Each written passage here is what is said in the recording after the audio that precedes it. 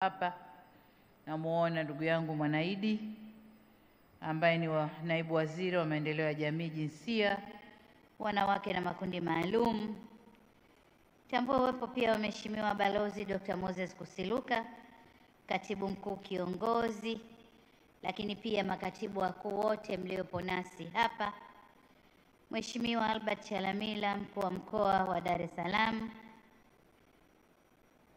Mheshimiwa wakuu wa wilaya mliopo nasi hapa, waheshimiwa wabunge mliopo, wakuu wa taasisi za umma na mashirika binafsi, pamoja na wadau wa maendeleo waliopo nasi hapa, waheshimiwa maaskofu wote mliopo nasi, Dean Chadiel Luiza, msaidizi wa askofu wa KKKT Dayosisi ya Mashariki na Pwani, wapendwa wajumbe wa halmashauri kuu ya dayosisi mliopo, ndugu Goodluck Nkini, katibu mkuu KKKT Dayosisi ya Mashariki na Pwani, wapendwa viongozi waandamizi pamoja na watumishi wote wa kanisa hili Dayosisi ya Mashariki na Pwani, waheshimiwa viongozi wengine wa dini mliopo, ndugu waandishi wa habari, wapendwa wanakwaya, kamati ya maandalizi ya shughuli hii, ndugu waumini, wageni waalikwa, mabibi na mabwana. Bwana Yesu asifiwe. Tumsifu Yesu Kristo. Nawashukuru sana. Hali ya yote namshukuru Mwenyezi Mungu kwa kutujalia uzima na afya na kuweza kutukutanisha tena siku ya leo hapa. Aidha nakushukuru sana wewe Baba Askofu kwa kanisa la KKKT kwa kunialika na kunishirikisha katika tukio hili lenye baraka linalolenga kuyabadilisha maisha ya watoto wenye uhitaji maalumu hapa nchini. Lakini leo pia nimshukuru Mungu kwamba ni siku njema, ni siku ya baraka. Ni siku ambayo Mungu ameibariki na mvua, na wote tunajua mvua ni baraka. Kwa hiyo na ndio maana shughuli yetu imekwenda vizuri sana hapa. Kwa viongozi na wageni wenzangu waalikwa, nashukuru pia kwa kutambua umuhimu wa tukio hili na kuungana nasi katika harambee hii. Asanteni sana. Nimefurahi kuona watu wangu wa serikali, wabunge wako hapa pamoja nami. Nashukuru sana.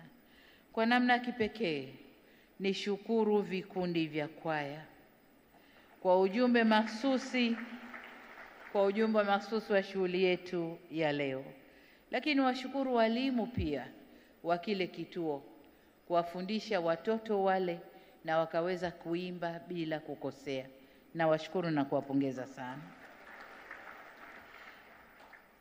Mhashamu Baba Askofu, ninatambua kuwa mbali na kuihubiri Injili ya Bwana au Bwana Yesu Kristo, kanisa la KKKT limekuwa na dhima kubwa katika kutoa huduma za jamii, hususan afya na elimu.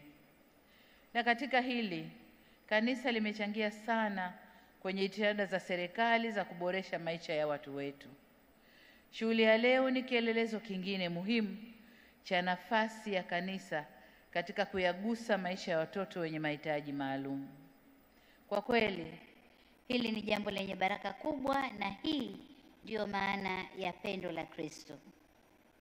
Na kama anavyoandika Mtume Paulo kwa Wagalatia sura ya 6 mstari wa 9 hadi wa 10, na hapa na nukuu, na nimeona nukuu hii iko kwenye kuta maeneo mbalimbali. Inasema tena, tusichoke katika kutenda mema, maana tutavuna kwa wakati wake, tusipozimia roho. Kwa hiyo kadri tupatavyo nafasi ya kuwatendea watu wote wema, na hasa jamaa ya waaminio. Mwisho wa kunukuu. Ndio maana Baba Askofu uliponijulisha kuhusu shughuli hii, pamoja na ratiba yangu kuwa ngumu sana, nikasema sina budi kuja mwenyewe ili nishiriki baraka hizi.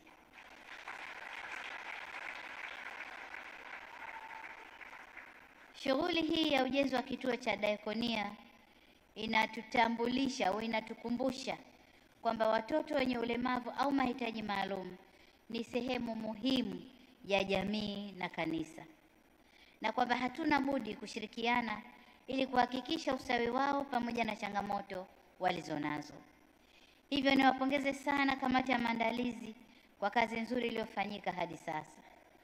Niseme kuwa binafsi nimeguswa sana na nia na malengo ya kanisa katika jambo hili, kwa kuwa pia ni moja ya masuala ambayo serikali ninayoiongoza imeendelea kuyapa kipaumbele cha kipekee. Sambamba na hilo, nasimama mbele yenu kama mama ambaye ninabeba dhamana kubwa ya malezi ya watoto wa taifa hili, sio tu wenye mahitaji maalum, bali watoto wote katika nchi yetu. Nimekuwa nikifuatilia kipindi maarufu cha TBC kinachoitwa Wape Nafasi, na taswira ninayoisoma kwenye kipindi kile ni kwamba mtoto akiwa hana changamoto anakuwa ni wa baba na wa mama, wote wazazi wawili wanakuwa ni mtoto wao, lakini mtoto akiwa na changamoto anabaki kuwa mtoto wa mama peke yake. Kiangalia kipindi kile, wengi wanaohojiwa wenye watoto wenye changamoto ni kina mama. Kama ni kubeba, kama ni kuburuza, kama ni kina mama. Ukimuuliza baba yuko wapi, alipomwona mtoto hali hii baba kaondoka, au hivyo. Kwa hiyo ndio taswira inayojitokeza, na sisi kama kina mama hatuna budi kusimamia jambo hili. Kwa hiyo ninasimama nikiwa naelewa fika jukumu hili kubwa ambalo wanalibeba kina mama wenye watoto wenye changamoto mbalimbali katika jamii yetu. Nakubaliana na wewe pia Mhashamu Baba Askofu kwamba tatizo bado ni kubwa. Lakini ndugu zangu, tatizo hili halichagui dini. Leo ni kanisa limeamua kuchangisha kujenga kituo kwa watoto hao. Lakini tumeonyeshwa kwenye documentary kwamba mdogo wangu Maida, mtoto wake amefaidika na mpango huu. Lakini kuna shekhe hapa, mtoto wake amefaidika ndani ya mpango huu. Na kuna wengine na wengine na wengine. Kwa hiyo tatizo hili halichagui dini wala halichagui familia ya mtoto huyu kuzaliwa. Ni tatizo la Watanzania wote. Ni tatizo kubwa ambalo tunatakiwa wote kwa pamoja tusimame na tulifanyie kazi.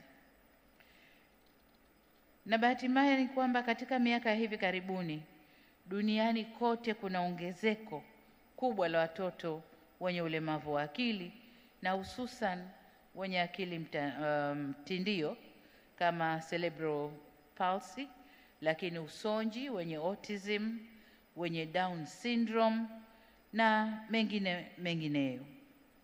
Shirika la Afya Duniani linakadiria kuwa katika watoto 100 wanaozaliwa, mtoto mmoja anakabiliwa na tatizo la usonji. Sasa takwimu hizi ni za kidunia, lakini tumemsikia katibu mkuu wa Dayosisi ya Mashariki na Pwani ametaja takwimu ndogo ambazo wao wanashughulikia hili tatizo, takwimu ndogo zilizo nazo kanisa. Sasa hii kwa hapa ndani kwetu nchini ni takwimu chache, lakini kama takwimu za Shirika la Afya Duniani, katika kila watoto 100 mmoja anaathirika. Ukichukulia population ya Tanzania, idadi ya watu wa Tanzania, hatukosi watoto kama 60,000 au idadi hiyo wenye tatizo la aina hii. Kwa ni lazima jamii kama jamii tusimame tushughulikie tatizo hili. Takwimu hizi zinatukumbusha kuhusu ukubwa wa changamoto hii na haja ya kuweka afua za kutengeneza mifumo stahiki itakayoboresha makuzi, malezi na elimu ya watoto hawa. Ingawa wengine wanaweza kujitegemea kwa kiwango fulani, kama tulivyomwona Ibrahim, amepelekwa, amesoma, sasa ni kapenta, anajitegemea kwa kiwango fulani. Lakini wengi wao ni wenye mahitaji maalum. Hivyo niwapongeze kanisa, sio tu kwa jitihada mnazofanya kupitia vituo viwili mnavyoviendesha, bali pia kwa kusaidia kuongeza uelewa wa jamii kuhusu changamoto hii na umuhimu wa sote kushiriki katika kukabiliana nayo. Asanteni sana Baba Askofu. Mwashamu Baba Askofu, wageni waalikwa, mabibi na mabwana, serikali kwa muda mrefu imekuwa ikifanya kazi kwa karibu na taasisi mbalimbali zikiwemo taasisi za kidini katika kujenga mazingira shirikishi ya malezi na elimu ya watoto wenye mahitaji maalum.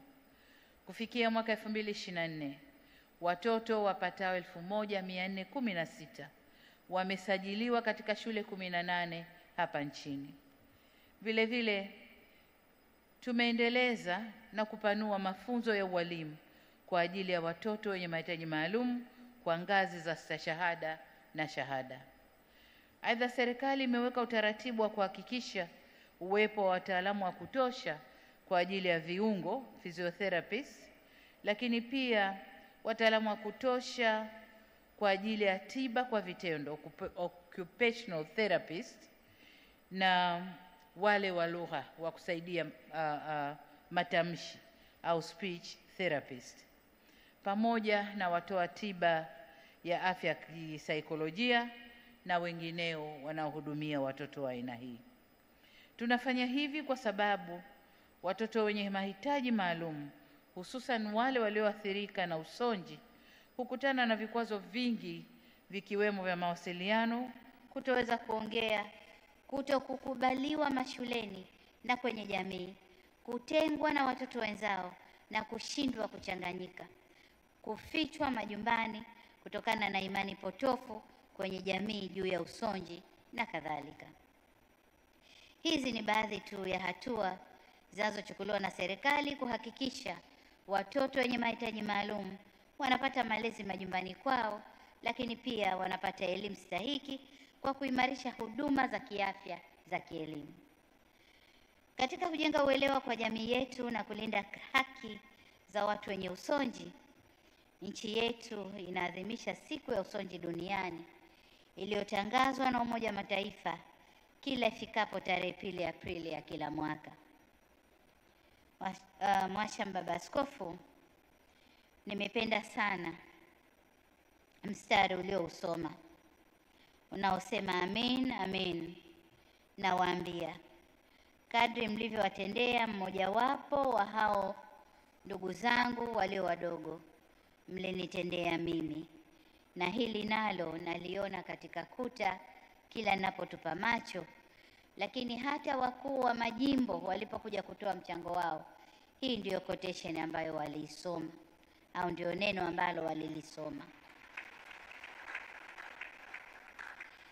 Sasa ujumbe huu ndio uliobeba dhima nzima ya harambee hii kwa sote, kwamba sote tunawiwa kushiriki katika kuwajali watu wenye mahitaji maalum, lakini pia wenye mahitaji ya kawaida katika jamii yetu.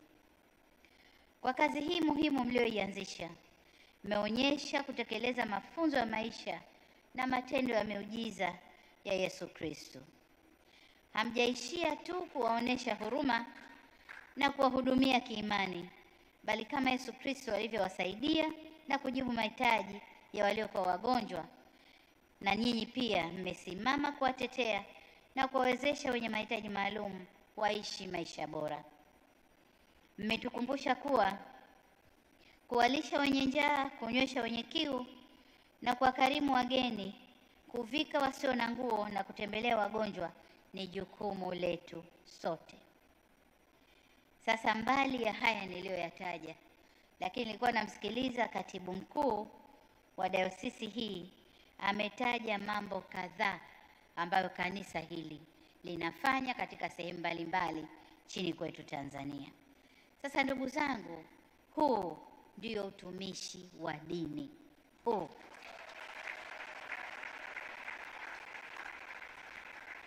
na kazi hii mnayoifanya inapeleka ujumbe kwa wale waliojionyesha kama watumishi wa dini, lakini kwa kweli ni watumishi wa ushetani au mambo mengine. Kwa hiyo huu ni ujumbe muhimu kwao. Utumishi wa dini ndio huu, kuwajali wenye mahitaji, kufanya mambo mbalimbali yanayowagusa jamii, kuisaidia jamii na kujenga jamii iliyo bora yenye maadili na elimu. Huu ndio utumishi wa dini.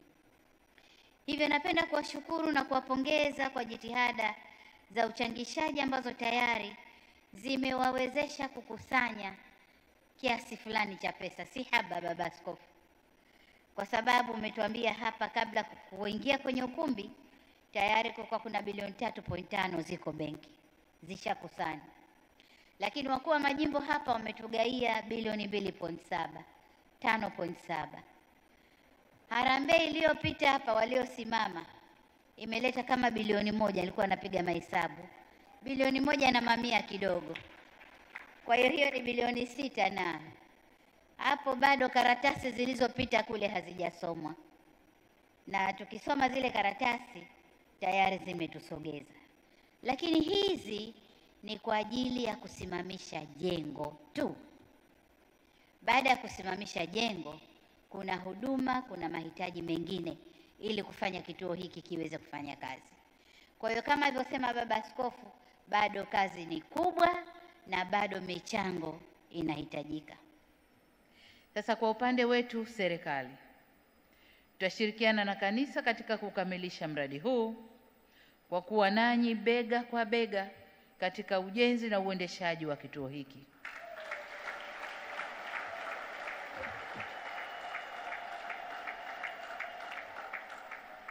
Vile vile, Baba Askofu, ninapoalikwa kwenye mambo makubwa ya kanisa, kuna kiwango nimejiwekea cha kuchangia, nacho ni shilingi milioni 1. Kwa hiyo kama ninavyochangia kwengine, nitachangia hapa pia shilingi milioni 100, shilingi milioni 100.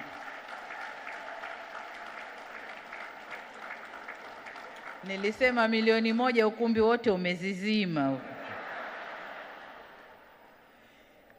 Ni shilingi milioni 100, Baba Askofu. Hicho ndio kiwango nilichojipangia. Lakini leo kwa maajabu makubwa, niwashukuru sana washauri wangu, na nadhani jumla ya washauri 6 au 7 hivi ndani ya ofisi yangu, kwamba na wenyewe wamejikusanya, wanakuja na milioni 100. Hii ilikuwa ni surprise kwangu, na washukuru sana. Lakini Baba Askofu, watoto hawa ulisema wana matumaini makubwa kutoka kwa bibi. Sasa nikivaa kofia ya bibi, nitawachangia wajukuu zangu milioni 50 kama bibi. Kwa hiyo ukipiga jumla kutoka ofisi ya mama huku kama 250 hivi, si haba. 250 milioni si haba. Lakini kama nilivyosema, ni washukuru wale wote ambao tayari wameshachangia. Kuna msemo unasema kwamba kutoa ni moyo, usambe ni utajiri. Kutoa ni moyo na sio utajiri. Usiseme huyu tajiri ndio maana anachangia. Hapana, ni moyo tu. Tumesikia hapa michango ya 100,000, michango ya 500,000, michango ya milioni. Ni moyo ulicho nacho, toa.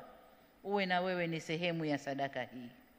Kwa hiyo niwaombe sana na niwasihi wa Tanzania kupitia taasisi zetu mbalimbali na mtu mmoja mmoja, tuchangie makao haya kwa ajili ya watoto wetu wenye changamoto, ili wapate pahali pazuri, wakae, walelewe vizuri, wafundishwe vizuri, na wenyewe wawe sehemu ya kundi litakalochangia kwenye jamii yetu ya Watanzania. Mwashamba Baba Askofu, nimepokea maombi yenu, na kama nilivyosema hapo awali, serikali itaendelea kushirikiana kwa karibu na wadau wake mbalimbali katika kuboresha mifumo ya kiutendaji na kiutekelezaji ili kuwezesha malezi na upatikanaji wa elimu kwa watoto wenye uhitaji maalum. Tutaendelea kufundisha walimu kama alivyosema naibu waziri na waelimishaji wenye taaluma maalum kwa watoto hawa wenye mahitaji maalum.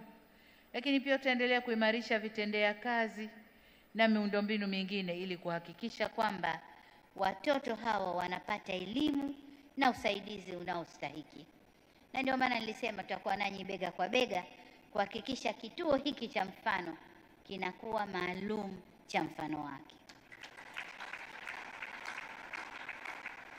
Na ili kuongeza nguvu na msukumo kwenye jambo hili, serikali tunakaribisha pia jumuiya za kimataifa, asasi za kiraia, wataalamu wa kigeni, mashirika na wawekezaji kushirikiana nasi katika kuanzisha mbali ya kituo hiki, lakini vituo vingine maalum kwa ajili ya kuwasaidia watoto wetu hawa.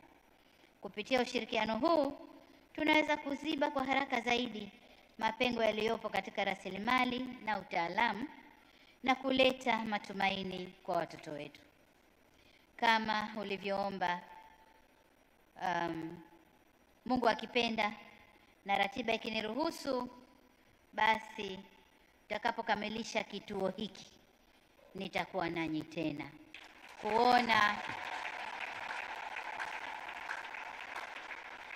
kuona hii kazi tuliyoifanya imezaa matunda gani. Mwashamba Baskofu, mabibi na mabwana, nirudie kulipongeza sana kanisa kwa kazi kubwa mnayoendelea kuifanya katika kuleta maendeleo na kudumisha amani na umoja katika taifa letu. Niwasihi muendelee kushirikiana na serikali katika kujenga mustakabali na ustawi wa watoto wetu na jamii ya Kitanzania na kusimamia maadili mema. Kipekee kabisa niishukuru familia ya Lupembe, na washukuru sana kwa mchango mkubwa mlioutoa wa kutoa eneo la kujengwa kituo hiki. Hii ni sadaka kubwa, asanteni sana.